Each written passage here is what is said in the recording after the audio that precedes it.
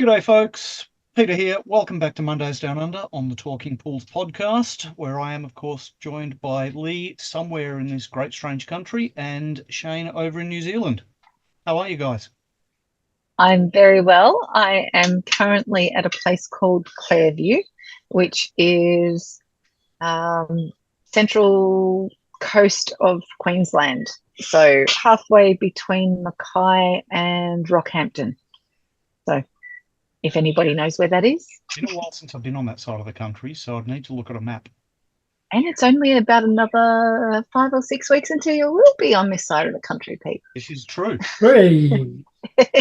Not that anyone's counting. Hey, Shane, are you counting? I'm counting. Oh, yes. Okay, How are you, good. Shane? Yeah, good. Living the dream. That's the Pretty way. busy now, actually. Last few weeks have picked up quite a lot, so that's good. So I'm still in midwinter, so can't complain with that. Yeah, last year and this year, I found around now, mid-July, when we're recording this, things have suddenly picked up, new customer inquiries and the like. And this week I've got both of my technicians off with COVID, which isn't much fun. Oh, wow. Oh, again. I'm getting too old for this. What are you doing the work of 3 people? Oh, geez, Pete, that's shocking. You Yeah. need a reliever, I think, over there, Peter. If only I knew one. If I had wings and could fly. Yeah. No, it's funny actually that you say that things are busy because, like, certainly when I was in Brisbane, they said things were quiet, like sort of typical for winter, a bit on the quiet side. To me, actually, their businesses still seemed quite busy. So I know that through summer it'd be chaotic. But one of my coaching clients, I was just on a call with yesterday, and we normally do about an hour Zoom call, and especially through winter, it's not unusual to not have anybody come in or the phone not ring during that hour, or maybe 1 or 2 interruptions. But yesterday it was constant, and she probably had, I'd say, 5 or 6 interruptions in the first half an hour. And in the end, we said, okay, we'll give up. We're going to try again at a different time, or when she had somebody else in the shop to actually manage what's going on in the background. So it was great to see that, business is still busy. It's July. It's the middle of winter for us in the Southern Hemisphere. And business is still, ticking along, which is great. Yeah. New customers. Interesting thing we were talking about. When you guys get to a new customer's pool, from your own safety point of view, and customer safety, of course, what are some of the things you look for? Buffer Zone Systems are the pool and spa industry specialists with a complete range of software for pool shops, service companies, and commercial aquatic facilities. With more features and integrations than any other pool industry software, you really need to reach out for a one-on-one demonstration. Contact Buffer Zone today. When you guys get to a new customer's pool, from your own safety point of view, and customer safety, of course, what are some of the things you look for? The reason I'm thinking this, me and one of my technicians were in the truck together recently. We were driving along a very affluent area, and there was this beautiful big house with a massive infinity edge pool on the front. And I'm talking probably 12, 15 feet above ground level, the top of this infinity wall. And there was a pool service guy standing on the infinity edge, cleaning the pool. I could see the pole in his hand. And me and my technician looked at each other and just went, nope, we're not taking that job. Not if you've got to climb on top of an infinity edge, which of course is tiled, so it's slippery when wet. Often it's on a bit of an angle because they commonly don't have it dead flat. It's easier for the tiles. So what are some of the other things you guys look out for when you approach a new job and think, is this a safe job to take on? I remember one job, this was from my previous employment, and I'm not quite sure why they took it on, but the equipment was in the house, actually in their house. I mean, this was one of probably the wealthiest areas, streets in East Auckland. The house was 3 level. There was basically like a kitchen downstairs and some bedrooms, and one of the rooms was the actual pump shed of for the swimming pool. And inside there was no ventilation, absolutely no ventilation whatsoever, and they had a tablet feeder. And it blew me away that one, how nobody has ever mentioned this to them, because the pool had been in for, I think at that time, maybe about 8 or 9 years. And how the other companies hadn't probably trying to sell them maybe a cell chlorinator just to try and get rid of the fumes which are actually in that confined area going into the actual house. That's one that's always stuck out for me, and I've said to myself I was going to be a bit weary of equipment being inside people's houses, actually having to go through in and out of somebody's house. It's not ideal. I don't think it's a very good thing to do personally, from a safety point of view, as well as just from a professional point of view.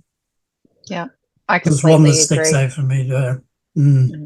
Yeah. I think it's actually really important as an employer, or even like as anyone really, that probably we need to make a point of sending the head technician or the owner of business or whoever that might be, but somebody in a senior position to actually do the first inspection, the first service, and potentially charging more for that first service if you don't already. Like, that first service always takes longer. It's talking to the customer, it's working out what the pool setup is, making sure all that equipment and everything is in your system, and you've got all the right details correct and whatnot. But it's checking out those sort of important things, those work health and safety issues that to the normal employee, they may not be aware of it, especially the younger ones, the less experienced staff. We could be sending them to a new pool that has issues that they may not be aware of, that they don't want to cause trouble, so they don't want to raise it with anybody. They just accept it as the norm.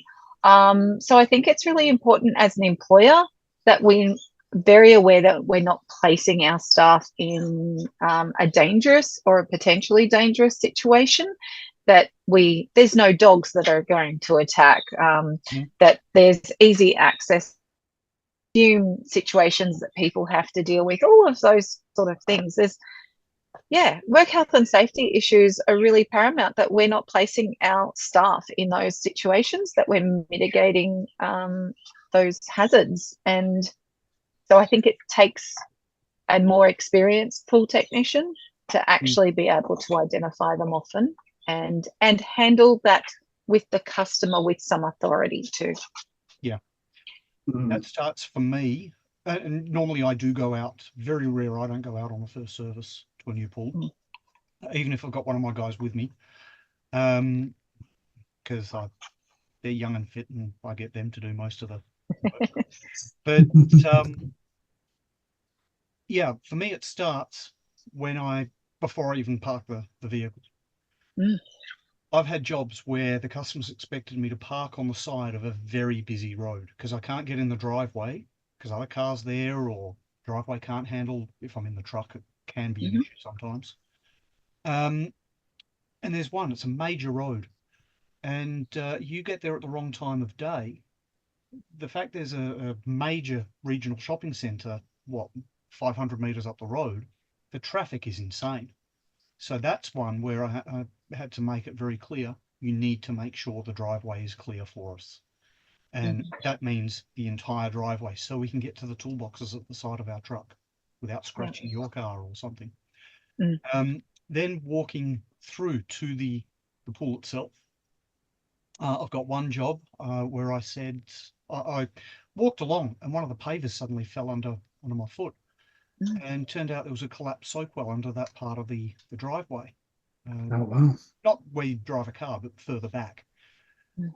on the property. And I said, look, this is just not safe. You can't expect someone to come in and out of here when they might fall down and break their leg. That was a rental, so I contacted the property manager, and I said, when she said, "I know the owner doesn't want to fix it," I said, "Well, we can't be servicing this pool. We're No. not coming onto site until it's fixed. Secondly, what happens if your tenant falls down and breaks their leg? They're going to sue you, or the landlord through you, or whatever the system is. So it's not only for our safety, it's also for the resident of the property." Yep. Then after that, I look at the pool itself. And another example, I had one job where massive green pool recovery. This thing was a swamp, and added chlorine, added flock. Couldn't really see to even brush anything, so I just thought, let this do its work and we'll take it from there. Whereas normally I do scrub it at the start. And went back a couple of days later, flock had settled, and I could see in the wall of the pool there was this big bulge. And as the fiberglass pool wall bulged out, it started almost folding over itself, and there was a crack forming. So I immediately just cable tied the gate shut, told the tenant, "Don't go in the pool area. I need to email the property manager," another rental, and said, "Look, this pool area is not safe to enter. That could collapse at any time. And it's definitely not." She then said, "Can the tenants swim in the pool?" I said, "No, because if they do a bombing in at a, I think they call those a cannonball in the US, a bombing knees to chest and jump in the water, something like Big that." splash. Yeah, and it causes that crack to open, and you suddenly got 40,000 litres, 10,000 gallons, whatever it is, trying to escape through this crack. Those people are going to get very hurt or very dead. So stay out of there. I said the repair isn't an option. This pool needs to be replaced or removed. I said that's simple as that. And then she said, "Oh, do you know anyone who might be able to repair it if you can't?" I said, "Well, I've been working, 25 years of my career. I've been working for a fiberglass pool company. I ran it practically." And I said, repair is just not a viable option. Anyway, they got someone to repair the thing. They called me out there. Ugliest repair I've ever seen on a pool.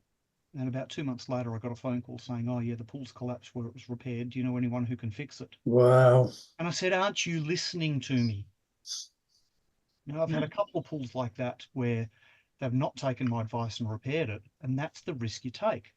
The cause of that bulge in the wall, I would suggest they took too much water out of the pool at some point or neglected it and let it all evaporate. That particular part of town has a high clay content in the soil with a high water table in the winter, which lowers in the summer. So you've got all this constant expanding, contracting year in, year out. And it was just too much for this, admittedly, 40, 50-year-old fiberglass pool to handle. But no, I've got no qualms whatsoever about saying this pool is not safe to service, to use, to even be around. And that's why, touch wood, never had a workers' compensation claim for me or my staff. Well, that's great. So yeah, it like access is one of the things that we really have to look at. Like obviously, yes, safety around chemicals and all of that sort of thing, so confined spaces and fumes, and that goes without saying. But a lot of the time, we don't actually think about access. And access can make the hugest difference to how long it takes to do a job. And the job needs to be priced accordingly. So make sure that you're not undercutting yourself, because you're going to be wearing out your employees' legs, or worse yet, yours, or in my case, my husband's knees. And he's now paying the price for that. But carrying heavy bags of salt and chemicals to and from to the pool, because we usually put them in the pool.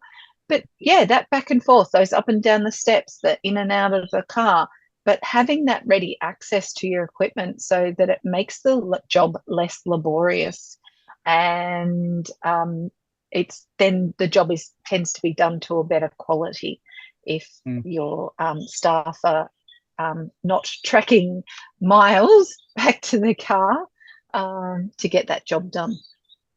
Had a interesting one with Access going back a couple of years or so, I guess. Customer bought complete new equipment, media filter, ionizer, pump, heat pump, and it's one of the top fan ones. So basically it's looking top down, it's almost square. And they were concerned it wouldn't fit.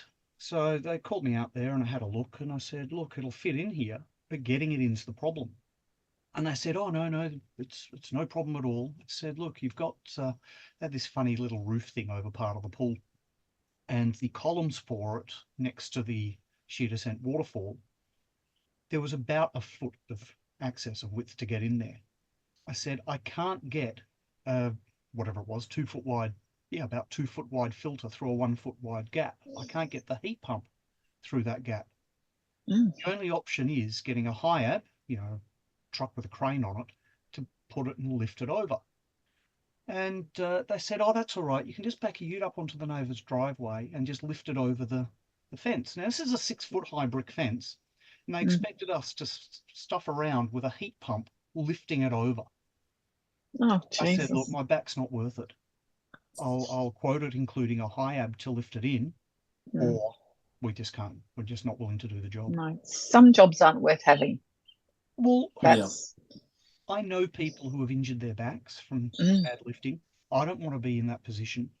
No. And I'm not going to take the risk just because this person doesn't want to pay a few $100s for a crane to lift their equipment in. And look, we all hate knocking back jobs like that, like especially ones that have good dollar value on them and potentially can make great sales from it as well as the installations. But we do have to put on a price on our health and safety, and sometimes it's just really not worth it. Like it's a job that you're better off to leave for that next person who's willing to take that risk, because I certainly wouldn't put my staff or myself or my husband in that position. So I think, having a full awareness. But I can't believe over the years, Pete, like how many times I've had that same situation where people have built a plant room around their equipment and not thought about getting another filter in at a later date, or getting that heater out at a later date. Just crazy stuff. I even had a commercial pool that had these huge 2.4 ton filters. So they're massive filters, 3 of them in a plant room, that they built a concrete bunker around it.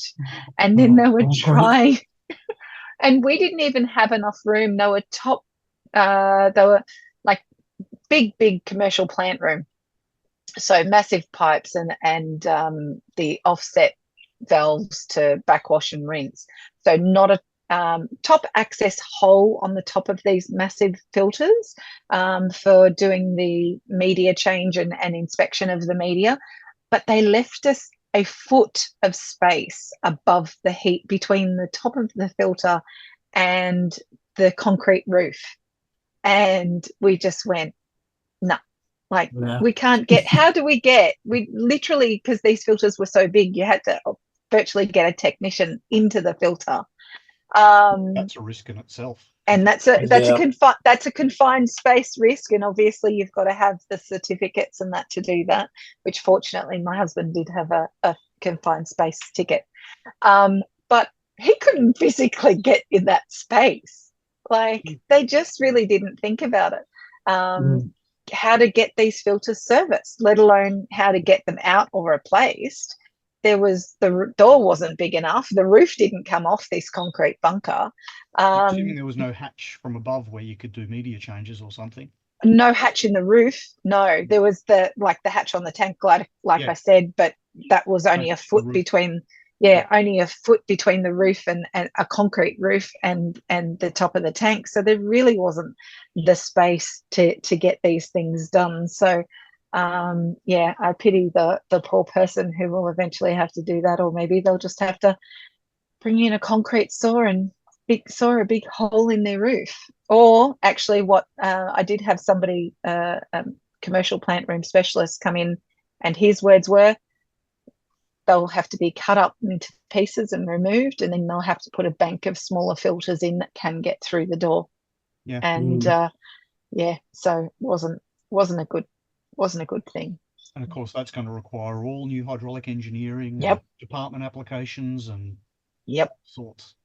Yep. All of the above. So the other thing I've found to be an issue on some pools is the surround surfaces, the deck, if you like. Mm-hmm. Some of those are that slippery, it's unbelievable.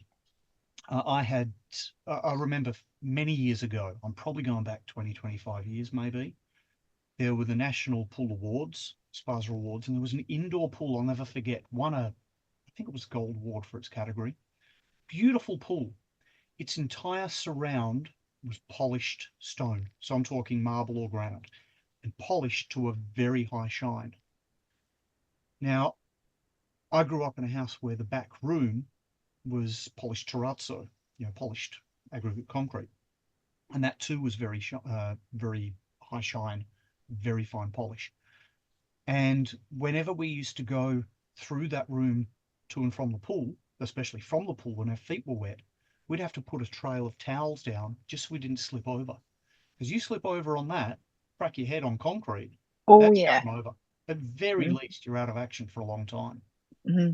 At most, that's brain damage, death, whatever it may be.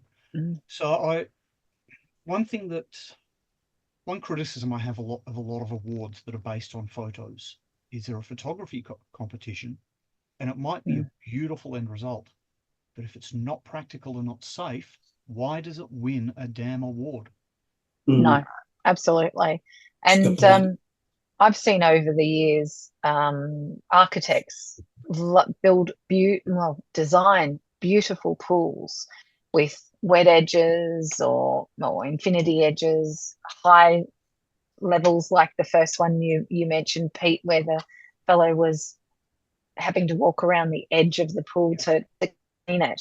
And they may look aesthetically beautiful, which obviously an architect does beautifully, but it's the practicality.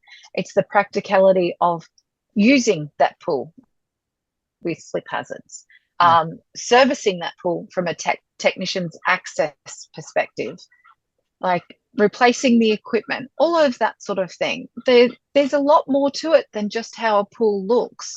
So, and it all comes back to health and safety and also practicality. And I've certainly had a number of them over the years. Similar wet edge where the edge around the pool was very narrow. The council actually, in our case, the council said to the owner, you have to put glass edging around, and they actually had to put a glass fence around their entire pool area, even though it had been designed to look like an infinity edge. It went out to the ocean. It was a beautiful looking pool, but because that edge was able to be stood on, it was considered a fall hazard, that you could stand on it and fall from a great height, which sounds exactly like the situation that pool was in that you mentioned. So it's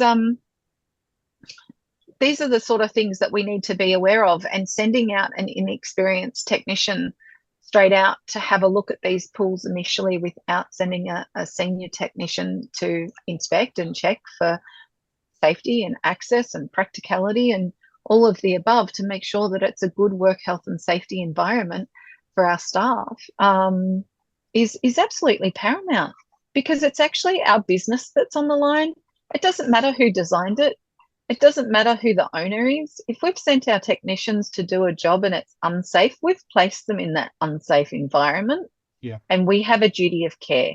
And so our duty of care needs to make sure that we've taken all reasonable responsibility to prevent that from happening. You mentioned falling into an infinity trough. Mm-hmm. What about when you need to get in the infinity trough, so to clean the grates out? Yes. I've seen some of these again. And most of the worst design pools I see are designed by some of the best architects and builders. because as you say, they look beautiful, but for them, form precedes function. It should be Yes. the other way around. If it doesn't work, I don't care how good it looks. Almost came up with something completely inappropriate there, but I will give it a keeper. And some of them that I've got, one in particular, is a nightmare pool. The only way to access that infinity trough is to walk on the infinity edge, turn around with a ladder, and put it down into the trough. Mm. And with that one, I've said, look, we will do the best we can to vacuum it with a propeller vacuum from the top. Broom, scoop, that's fine. We are not getting down in there because it's just not safe.